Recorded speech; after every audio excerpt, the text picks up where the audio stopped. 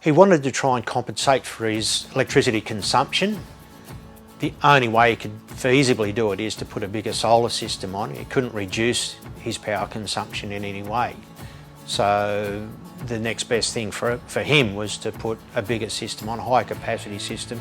He wanted to be able to send a little bit of power back to the grid as well, hence the system sizing. And he was on a single phase connection, so with that we opted for the biggest capacity inverter we could do without limiting what he exports to the grid.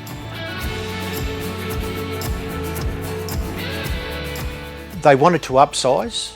They wanted a system better suited to their needs, and the fact that the system that was existing was 6 to 7 years old, had micro cracks, it was inevitable that it was going to fail in a short period of time, and there's just, financially it's not worth putting a system beside another system like that when you can just pull the whole thing off and start from scratch for really not a lot more cost-wise.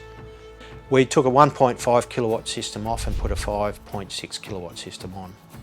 That system, given the layout of the system, is going to be generating somewhere between, on a good day, 30 to 34 kilowatts a day. During the winter months, obviously it's not going to be as efficient, but we're still going to be pulling 20 kilowatts plus a day on the good days. The old system was generating, I think, about 5 kilowatts a day. So we've added another 80% of power production on to what he had.